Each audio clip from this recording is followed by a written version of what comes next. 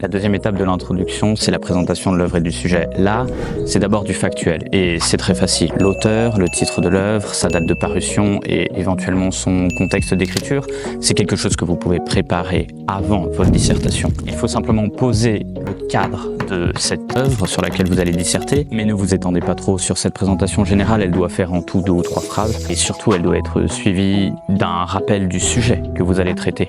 Si le sujet est une citation que vous devez discuter, alors il suffit ici de la recopier, entre guillemets bien sûr, et de rappeler le nom de l'auteur. Si le sujet est une question sans citation, alors il suffit d'en reformuler la thèse, mais sans être trop catégorique, parce que vous allez montrer dans la suite de votre copie que cette opinion de lecture n'est pas complètement satisfaisante. Par exemple, si la question est « Les poèmes de Rimbaud dans les cahiers de Douai ne sont-ils que des poèmes de l'émancipation ?» Eh bien, après avoir présenté l'œuvre, vous pouvez écrire « Les poèmes de ce recueil pourraient être considérés simplement comme des écrits d'émancipation. » De toute façon, que le sujet repose ou non sur une citation, vous allez l'analyser dans les lignes suivantes. C'est l'étape 3, l'analyse du sujet.